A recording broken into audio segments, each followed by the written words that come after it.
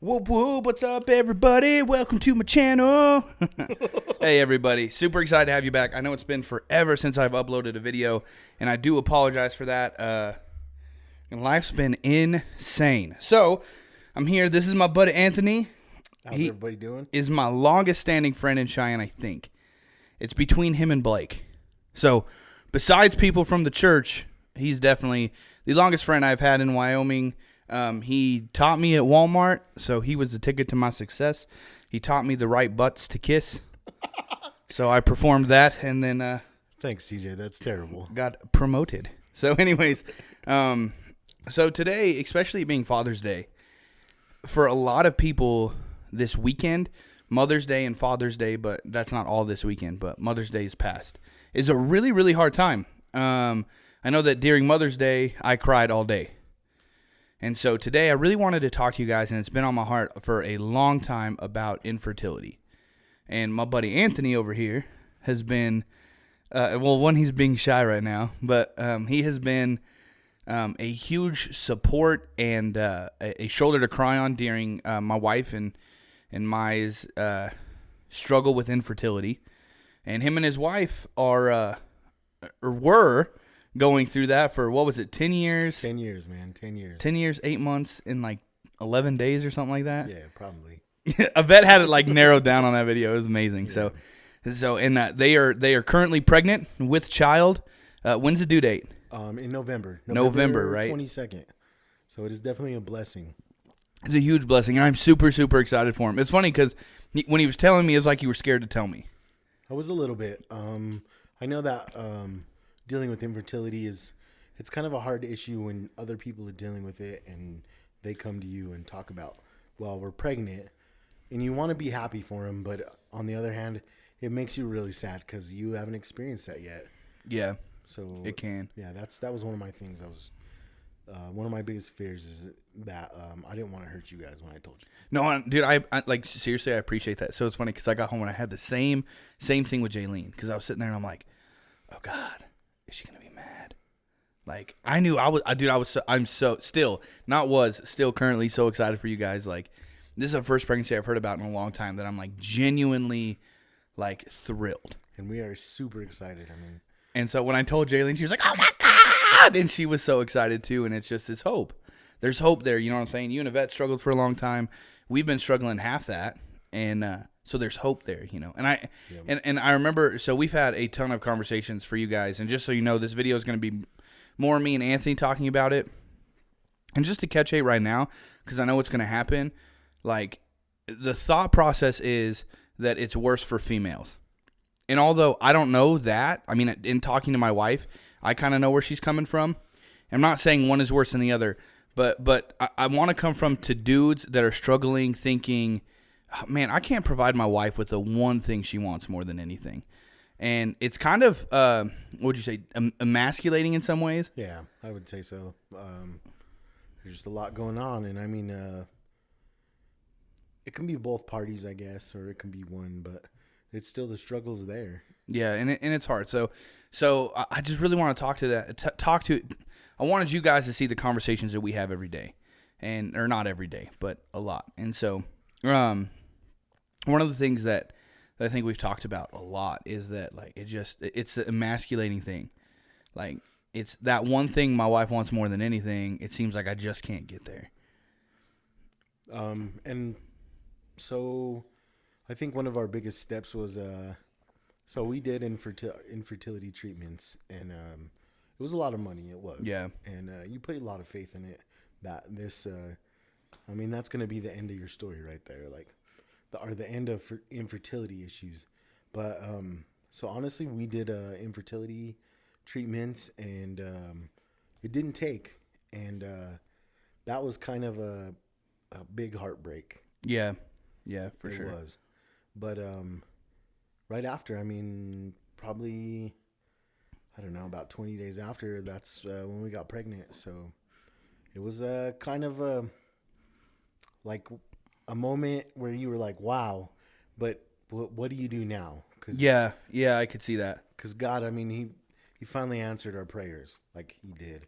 And we had so many people praying for us, and I mean, there was a lot of hope. of course, them. And I just like you finally get that blessing, and you're like, I mean, you give thanks, but you're like, we finally got what we wanted, and we're like, what do we do now? And then you're like, oh crap, we finally got what we wanted. So that's got to be super crazy. Like, I've been thinking about that, like what the reaction will be like when Jaylene tells me. I was kind of sidelined, bro. Like I don't know. Like, so Yvette wasn't feeling good, and then so she went and got a pregnancy test, and so it was like in the morning, and so she took the pregnancy test, and then all of a sudden she was like, "Am I crazy?" Like, so she gave me the pregnancy test, and I looked at it, and it said pregnant, and I'm like, "What?" Like, I was like, "No way, no way." So then she went and got a bunch more and tried them, and sure enough, like all 5 of them came back pregnant, and I mean it was a big shocker. It really was, Dude, like dude, it's just nuts. It's nuts because we had talked about it, and you're like, yeah, the fertility treatment didn't take. I don't know what's next, and then like it felt like just shortly after that, like no time after that, you were like, hey, so I got something to tell you. I got a question to ask you. It was seriously awesome. So during your guys' infertility stuff, like dude, it seems like people give us advice all the time. Was that like super frustrating? Like, I think we went through the same thing. There's like, 1,000 different things that you can try and do, like lose weight, eat healthier, don't eat so much processed foods or bad stuff for you. But I think in the end, you can do all those things because we did a lot of those things, and I think the number one thing is just having faith that God is gonna come through. I think honestly, like that's been the key for Jaylene and I. Like we've looked at things like adopting, and I'm like, man, I just don't feel God moving us in that direction. Like I've thought about it and I prayed about it, and I just don't feel like that. And here's why. So in Jaylene's family, there is adoption and just things like weird things that happen. My biggest fear is that if we adopt, because that's still like on the table down the road or whatever. My fear is if we adopt before we have our firstborn kid. So even though we'll adopt, we're gonna love them no matter what. But so then when we have the firstborn, like our natural kid, that the love is going to be different. Yeah, you know what I'm saying? Like obviously we pray for our adopted kid, but at the same time, like we've prayed for this kid for so long that it would just be different, you know. And kids pick up on those little things, like just crazy. They'll notice even the smallest change, and so I don't want that to happen. But do the advice like we'll get weird advice like. When Jaylene was a kid, her grandma told her she should eat like chocolate ice cream or something like that. I don't know, dude. It was funny. Or like you gotta elevate your hips for a minute and a half after intercourse, or this is the key one, and it frustrates me every time. And like for those of you who are out there and like you're trying to give advice to your friends with infertility, and you can please comment on this. But for me, I understand that your heart is in the right place. But if you've said it, we've probably heard it 3 or 4 times. Like if it's new, right? So they're like, oh, well, we've been trying for 4 months and nothing's happening. I get that. But when it's 5 years, like do not, for me, the biggest one is it'll happen when you stop trying. Okay, well, we don't do that. Yeah, that's true. I mean, you don't, like, would you stop your goals right in the middle of it? But I don't think so. And I just think that the advice thing, I understand. People want to give you advice. Yeah. But the biggest thing you can do is just support those people. Yeah, for sure. For sure. And dude, I think that's what's meant the most to me in our relationship. And like because there was a good portion of time where you didn't know Jaylene and I were fighting that battle. Because I think it was a year ago that I told you maybe. Yeah. And we had been trying for 4 years to that point. And so like we never shared anything because it's I don't know, man, it's kind of humiliating in some ways. Like especially so like Jaylene's family, so they have Jaylene is in a family of 9. There are 9 kids, and her mom was pregnant a bunch of times, had a few miscarriages and stuff. I'm from a family of 4, but my mom's only had 2, and she had to have surgery to have the first one. Yet I'm still the favorite, just because I'm awesome. Me too. And then like Jaylene's brother and sister-in-law have like a mess of kids. I think seven's on the way, and it seemed easier. It seems easier for most people, man. Like, and it's been rough because we're in youth ministry, and I've had I think we've had 4 teenagers get pregnant. And that's a hard thing to deal with too, because I mean we're in we help out with youth too, and seeing teenagers pregnant. I mean sometimes I know people aren't gonna like this, but then you question God of like why Yeah, can't they do yeah, this? yeah. And I think that people are. I hate the mindset like don't ever ask God why. Well, no, like legit, why? Like why does this happen? But it did make like lately I've been thinking like what if, and this isn't like me trying to be negative, but just like what if. So like have you seen the new movie I Still Believe? I think so. So it's about Jeremy Camp and his first wife who died of cancer, right?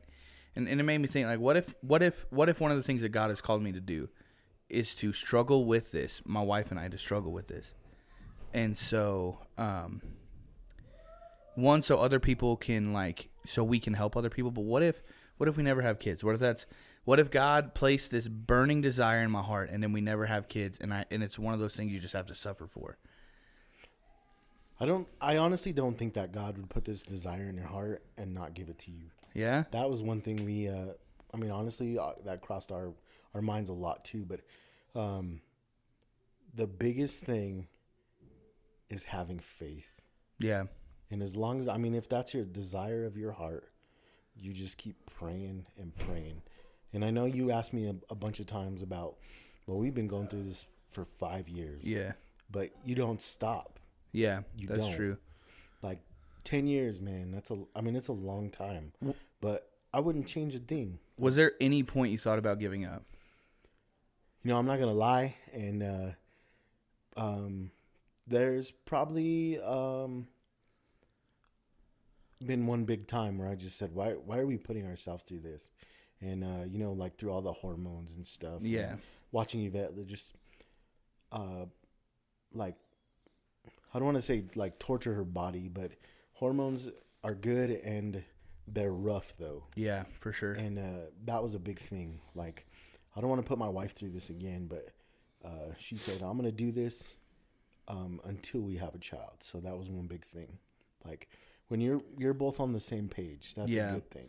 Yeah, I think that's been really nice for Jaylee and I, is that we're on the same page. But it sucks, man. We get to every month, and when she has her period, it's like dude, it's a shot to the. It's like, I don't even know how to describe it, but like it hits my heart, and it's not because like we didn't get pregnant. Like in my mind, God's gonna provide it when He's gonna provide it, but like I can see the struggle. You know what I mean? Every time she comes out, she's like, I started. I'm like, like that's hard for her. And so, dude, it's like, it's the next 2 days of just like almost defeat, man. Like, and there's been times where, like, so when I think it was Abraham, when him and Sarah were like, screw it, just sleep with like she'll provide you with a child. Like, I can see where that mindset comes from. Not that we've ever been there, but I could totally understand, like, especially in his position where that would have happened and that mindset would have come into place. Because I thought, like, well, you know what, let's figure out another avenue, and like luckily in the day and age we live in, there's adoption and fostering and all that, and God constantly shuts the door and is like, do not do that. That is not for you right now. Yeah. But man, it's been hard. So have you and Yvette been on the same page the whole time? Honestly, no. I mean, so this is not gonna be easy to admit, but I think probably for the first 6 years of our marriage, I kind of took on this idea that it'll happen when it happens. Like, I really did, and I didn't put much thought into it. And I think that honestly, Yvette suffered a lot alone because of that. Yeah, I could see that. And eventually I realized that we weren't on the same page. There was a lot of hurt. But seeing your wife go through that kind of stuff, I mean, you kind of want to be there for her. Yeah. And that really changed my mind on this whole thing. And I'm going to put all my faith into this. And yeah. And like run with it. Yeah. I think that the big, like, I think the big misunderstanding is that, like, when people hear men talk about infertility, right? Like, because it could be either one, right? Like, it could be a problem with the wife. It could be a problem with the husband. You just never know, you know. Yeah. But they like. They make it more about like, oh, well, the woman has more of a connection to the child. But like for me, like it's not just the internal battle that I fight with, okay, is something wrong with me? But it's also the internal battle of like, I can't provide you with this. Yeah. Right? Like so Jaylene drives her dream car. And her dream car isn't anything crazy like a Corvette or like, it was a freaking Honda Pilot. 2014 or 2015 black touring model. And hers has hail damage. That's why we own it, because it was cheap. Right? Like they were like, hail damage, knocked the price down. And we were like, oh, we'll take it. We don't care. Hey, there's nothing wrong with This that. is Wyoming. It's going to get hail damage anyways. Who cares? But so she drives that car. You know, we have the house that we prayed for. And then, like, that's the one thing. And I'm like, there's nothing I can do. Like legit. Like, so I'm getting in shape. Prior to COVID shutting our gym down for 2 months, I was in probably some of the best shape of my life. And last night playing softball, I'm in very good shape. And I'm like, why won't this happen for us? Like, it gets so frustrating. And granted, you know, we're busy in ministry and both working jobs, and I'm sure you guys went through that too. Like, so this is probably the hardest lesson that anybody going through this will have to learn. But it's not on your time. It's on God's time. And no matter what you do, is not going to speed that up. Doesn't it? Dude, it pisses me off so much. Like, dude, that is the hardest lesson that we had to learn. Because I had the same thought process of God has blessed us with the house, nice cars, good jobs. Why isn't this happening? Like, why? We put our whole faith in Him, and like month after month, it was like nothing. But you just keep praying about it. And just keep putting faith into this idea, and like it will happen, but it's not going to be on your time. Yeah. I mean, like I said, bro, you guys getting pregnant has given us such hope, like renewed hope. Cause so was there ever like, so I'm going to ask you this question before I ask what I was just about to ask. So for Jaylene and I, when we first got married, I didn't want kids right away. Probably, like, based on what the doctor said, it probably would have been better because of our health and stuff. But, like, financially and stuff, it just wasn't good. And we had dated long distance. So I was like, now that we're living together, like, I don't want to bring a kid into the world and the hormones of that and the intensity of that. And then, like, the kid turns 18 and say we have 3 or 4 kids, right? So, like, we're, say, 36 years down the line and we finally get our last kid out of the house and we're like, do I even like you? I don't know if I like you. So the blessing in not having kids is we've gotten to know each other and learn to work together, and it's been amazing. And so like there is like I see the blessing in that. Like as we grow and we continue our relationship, like are you an Office fan? A little bit. So there was a point where Pam goes, you know, kids always talk about their parents being soulmates. Our kids are going to be right about that. Like I feel like when our kids see our relationship, they're really going to be able to be like, yeah, our parents have problems, but they truly love each other. Like and they work together and all that kind of stuff. So there's been blessing in that. But was there so when we first Jaylene really wanted kids right away. We discussed it. We decided we were going to wait a couple years. I had a 5-year plan, and we're kind of coming up on that 5-year. Like we've been married for 6 years, but at the time that I had said that, there was like 5 years that I wanted. And there's something about 5 years in our life, like 5 years at Walmart, and then God told me it was time to go. 5 years of infertility, and I just feel like this really could be the year. And anyways, but Jaylene had said, okay, when you are ready, you have to show me. And I can remember it. I was at a football game for one of our teens. His name is James, but he's no longer one of our teens, and he's since graduated because again, this was a while ago. And we were at his game, and I was like looking, and the people in front of us had a baby, and like it's like I made eye contact with that kid, and it was like God was like, okay, now's the time. Like now's when you start trying. And so I went out and got like a onesie. I got a little Ninja Turtle onesie, which we still have 5 years later. Okay. A set of binkies, which we also still have, and a couple other things that we still have to this day in our house. And now that we bought the house, now we have like the nursery ready, and we're starting to set that kind of stuff up, and like we're starting to buy some things just kind of to prepare. Yeah. And I know that you even said that some people say that doesn't work, but I'm just preparing for rain, man. I think God's gonna bring a blessing, and instead of like that blessing coming and then being like, ah! Like, granted, my mom will buy our kid everything. Like my siblings don't realize this. So if you're watching, check it out because this is true. Our kid will be the favorite grandchild, guaranteed. There is not, because my parents have been on the ride with us, right? So they've seen the struggle with the infertility. But was there a time for you that you were like, I really, really want kids? Honestly, that's kind of been my whole life, man. Yeah. I've always, I would like to have a lot of kids, big family. And I don't know if that's going to happen. Like, I really don't. Yeah. But, if God wills us just one kid, then it's just one kid. And we'll love that kid. And dude, you guys are going to be the best parents. Like, dead serious. I hope. I'm so excited because you love it. Like, bro, I think this is what people miss, right? So if anybody's been in Walmart, people take their kids for granted. Yeah. Right? True. Like, they don't even like them. They don't even like their children. Bro, I'm a youth pastor, and I have seen families, and I'm like, you don't even like your babies. What is going on here? Like, all you want them to do is get out, right? And, like, so people take for granted the children that they've been blessed with. I think that people forget kids are a blessing, right? That's true. And so, like, you guys realize the blessing. You had to work. It's like when you buy your first car. You take so much, but like, bro, my parents. So I got a 1978 Datsun B210 that I drove, and I was like in fields and stuff because my parents hooked me up, and there was like a house speaker in the back and like a big hole where we tried to put a stereo in, but we couldn't get the metal off because we didn't have the right tools. So we just left the gaping hole, and like dude, I turned that thing into a piece.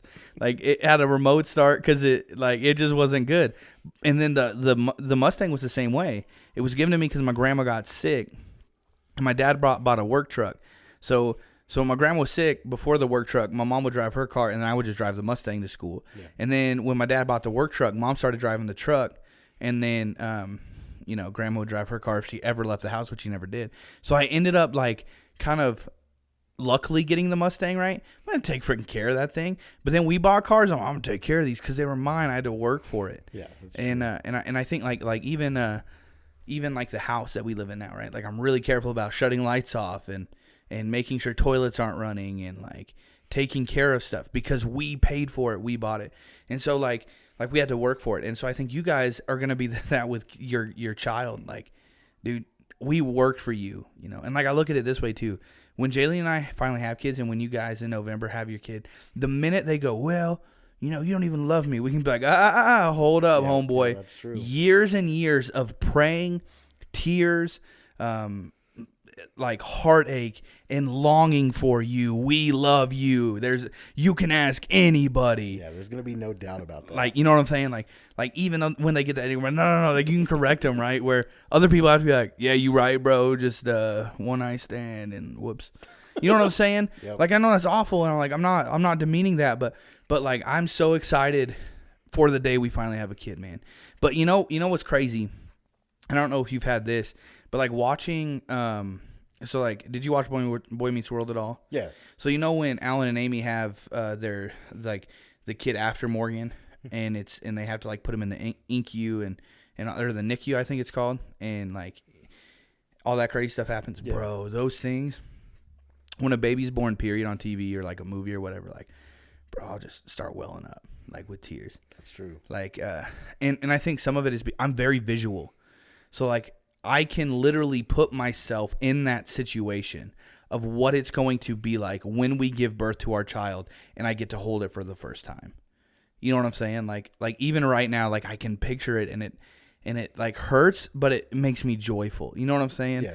Dude, it's so crazy hard to like it's so hard to think about like how long we've waited and how long we might have to wait. Like, I think I asked you, like, how did you make it 10 years? Honestly, I think just the support of each other, man, and the support of people around you. Yeah. So if there was a guy listening that him and his wife were struggling with infertility, what's something you would tell him?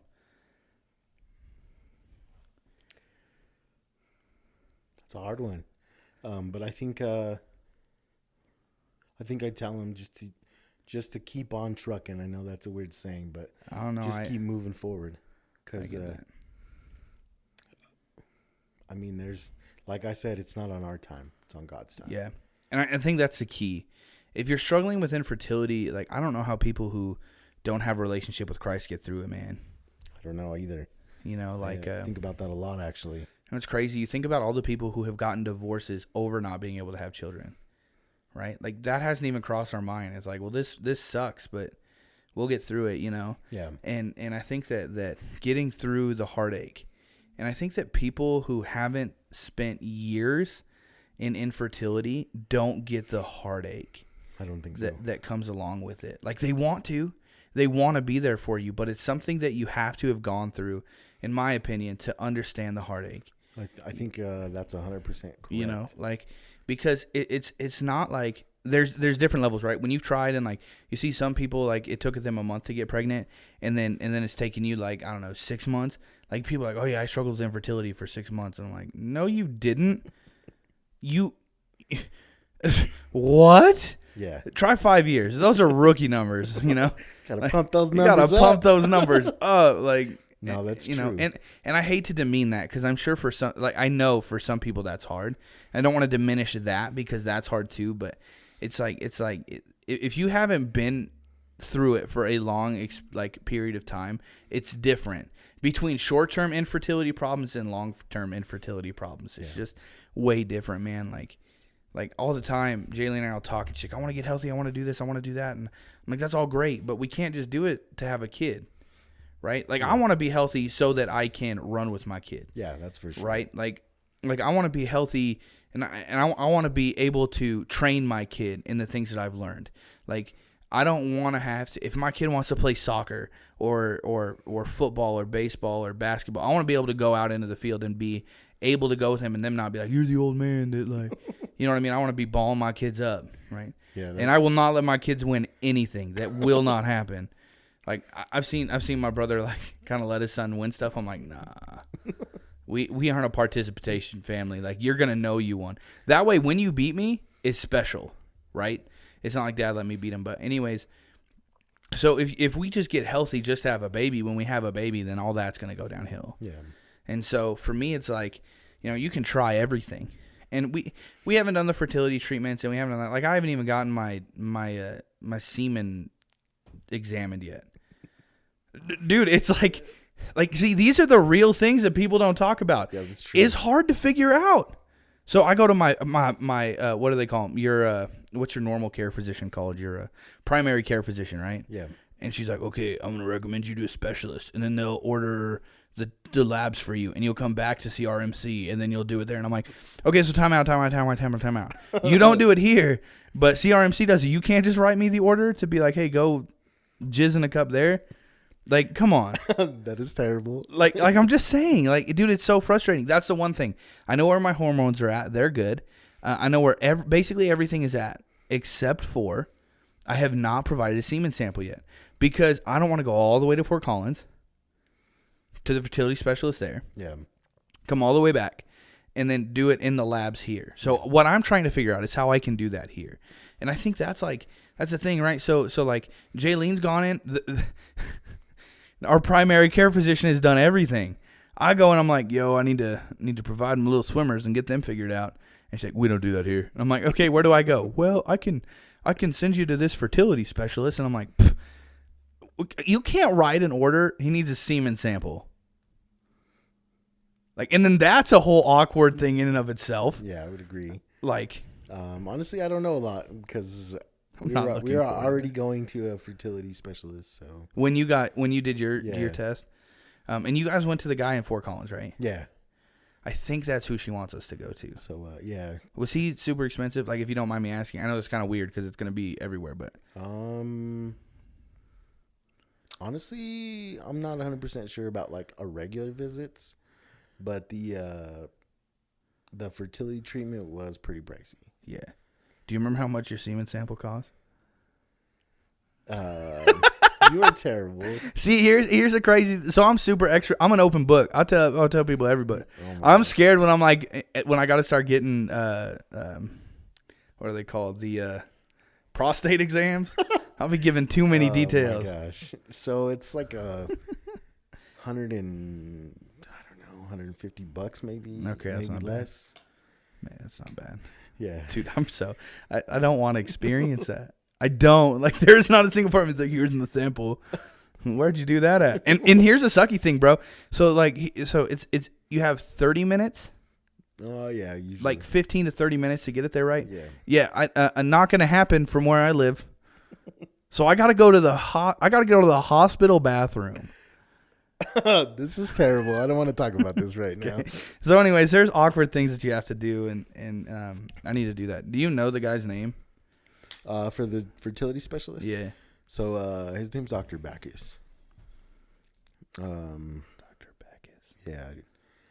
I'll have to. Is he a cool guy? Yeah, he's pretty cool. I just don't want to go to somewhere weird. When we go visit my sister, or Jaylene's sister, she's going to take us to a homeopathic doctor, the doctor, because she struggled with some infertility stuff. And they've been huge. The one piece of advice I would give is don't do it alone. Yes. Jaylene and I suffered in silence for so long. Bro, we didn't tell our church family. We barely even told our family. Like, we didn't tell anybody, man. Like, it was hush. Because it's hard, right? And so we suffered in silence for years. I think... And you know me, so I'm sitting there like, I'm about to explode. Like, I got to talk to someone. And so last July, yeah, it would have been a year ago, because it was when I came back from visiting my in-laws and stuff that we really started talking about it. So my brother-in-law, Josh, was a huge help, man. We sat on the back porch and cried together because I was like, I don't know what to do, man. Like, I'm tearing up now. Like, I remember that time, and it was so special to me because I hadn't really gotten that from her family yet because they didn't really know me. Yeah. And it was just like this special time where he was like, listen, dude, we pray for you every day. Another time was I was at my brother's house. We were visiting them, and him and his son pray for Jaylene and I every night. Like, still, to this day, pray for us every night. Wow. That's awesome. And it's just, man, dude, it's been, so my advice would be find people that are going through it. Yeah. And God has blessed me with, me and Jaylene with my brother-in-law and sister-in-law and Anthony and Yvette and like people surrounding us, but find them. And then we also, so there was a sermon that I was preaching, and it just came out. The Spirit led, and I said it, and you know, people came up to us after and was like, hey, we struggled with that for X amount of time, and we're praying for you because we know the heartache. There are people out there that have been through it. And so don't suffer in silence. You got to talk about it. And I would agree. We went through, like our church family, some of them knew about it, but I think a lot of them were surprised that we were going through this. Yeah, yeah. Dude, I've noticed, like, people just don't know. No. You know? Well, they don't know until you tell them. And you know, I think I would love to say that, you know, people want to share everything, and I've had to realize that people aren't like me. So where I'm like,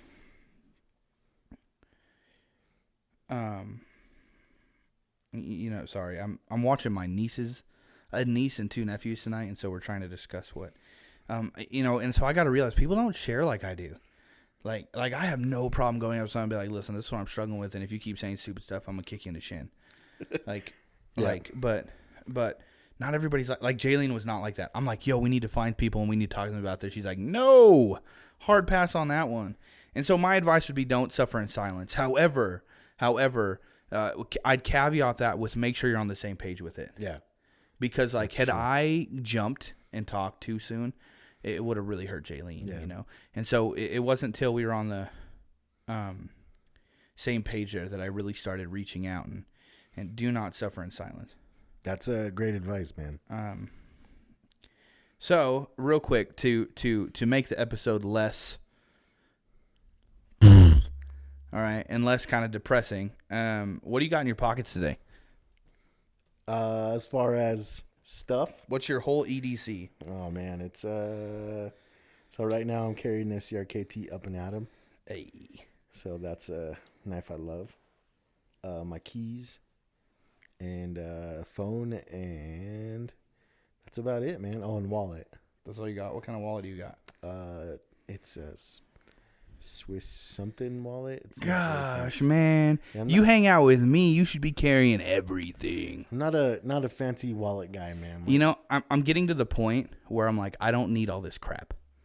I don't. And I have a whole fanny pack filled with stuff. And some days I'm like. By the way, yeah, I'm a how do you say?